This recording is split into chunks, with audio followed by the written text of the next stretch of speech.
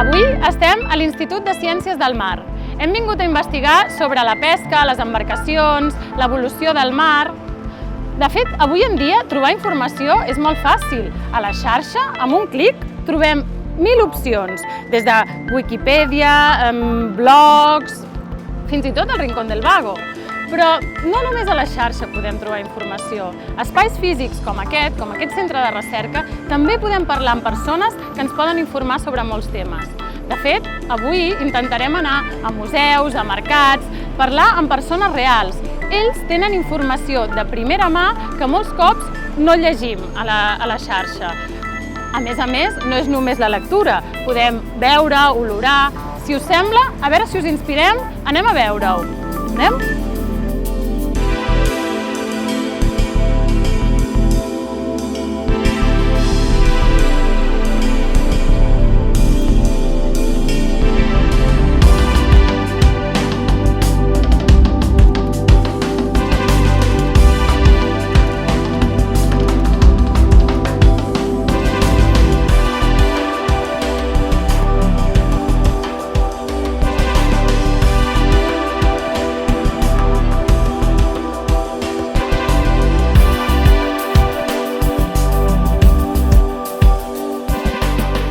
Existeixen llocs com aquest, el Museu Marítim de Barcelona. Un museu és una institució on s'adquireix, es conserva, es preserva, es comunica, s'investiga, material de col·leccions tant d'art com de ciència, com de tecnologia, tot pel saber. Per tant, en llocs com aquest segur que podeu trobar molta informació. Però no només hi ha museus, també hi ha centres d'interpretació, arxius, biblioteques. Busqueu, que a prop de casa vostra segur que n'hi ha un. De totes formes, si voleu buscar informació més a prop, la podem trobar molts cops al girar la cantonada.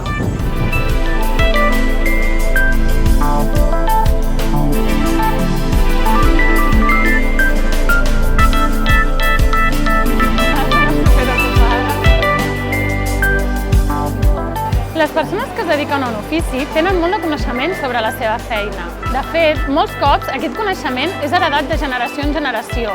Per tant, són molts anys d'experiències.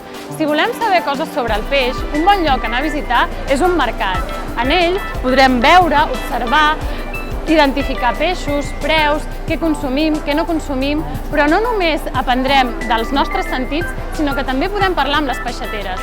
Segur que elles ens expliquen molta informació útil. I quina millor manera d'obtenir informació que parlant amb les persones? Les entrevistes són això, són diàlegs entre dos o més persones per obtenir una determinada informació. Normalment estan formulades en format pregunta-resposta i hi ha una persona que pregunta, que és l'entrevistador, qui vol saber un determinat contingut, i una altra que respon. Normalment aquesta persona és experta en algun tipus de matèria o ens pot parlar de la seva experiència personal. Aquestes entrevistes poden estar més o menys estructurades, depenent de si tenim o volem tenir un guió molt estructurat perquè busquem realment una informació molt clau o volem conèixer aquesta persona i volem anar a unes preguntes més àmplies. De totes maneres, és important que ens documentem bé i que fem preguntes clares. Les entrevistes són una eina molt útil per obtenir informació de primera mà. Estem parlant amb una persona. Això afegeix valor, perquè ens dona el seu testimoni i la seva credibilitat. Per exemple, jo tinc un amic, en Sebastià. Ell és pescador. Per tant, parlant amb ell podem saber com és la seva feina, quin tipus d'embarcació té, quin tipus de peix pesca. De totes maneres, el que sí que és molt important quan fem una entrevista és que creem un ambient agradable. Aquesta persona ens està explicant el seu coneixement. Per tant, la volem tractar bé, volem ser amables, generosos. Escoltarem les seves respostes i no jutjarem. Estarem oberts al que ens proposa, al que ens diu i, sobretot, a l'acomiadar-nos li donarem les gràcies. Segur que al vostre entorn hi ha moltes persones que tenen coneixement molt interessant. Els vostres familiars, amics, coneguts. Us animem a entrevistar-los. Estem a l'embarcació Sant Pau amb el Sebastià Huguet. Mira, m'agradaria saber una mica com és la teva feina, què és el que fas cada dia. Mira, la meva feina és rutinària, t'aixeques a les 4:30 del matí, vens a la barca, engegues el motor, prepares les arces per anar al mar i a les 6 del matí sortim per la punta del moll. Tirem les arces a l'aigua a les 6:30, a les 7 segons anem a pescar i fem un vol de 2 hores, 3 hores, 4 hores, segons el temps i segons on estem. Pugem les xàrcies, aboquem el peix i tornem a tirar les xàrcies per fer un altre vol. i així fins a les 5 de la tarda que entrem en terra. O sigui que de les 4 del matí que us lleveu fins les 5 que no torneu cap a casa. A port, no. Torneu a port. Tornem a port. Després, si hi ha feina en terra, tirar el peix i trencar algun art, doncs, fins a les 6 o les 7 de la tarda. Déu-n'hi-do. I normalment sou un grup, sou un equip de persones que treballen... Sí, normalment al barc anem 4 o 5 persones. I cadascú té una tasca assignada o com va? Més o menys cadascú té una tasca assignada. El patró és el que està al pont i normalment la gent, els mariners són els que estan a popa, trien i aquestes coses. I l'acte de pescar, perquè bueno, jo he pescat molt poc, però tireu xarxa, explica'ns una mica, que segur que hi ha molt poca gent que ha pescat. Bueno, al fons n'hi ha pedres, n'hi ha àncoles de vaixells antics, n'hi ha trastos i les xarxes es poden enganxar i trencar. I hem d'anar a esquivar-los. O sigui que el fons del mar no és allò que ens imaginem, peixets, tot maco i com a les pel·lícules. No, n'hi ha barres de pedres, aquí no n'hi ha però nosaltres tenim barres de coral. Això com a mínim és natural. Sí, no, són naturals i després n'hi ha tuberies de la ciutat que surten per fora, n'hi ha trastos. Després també n'hi ha muntanyes, també n'hi ha valls.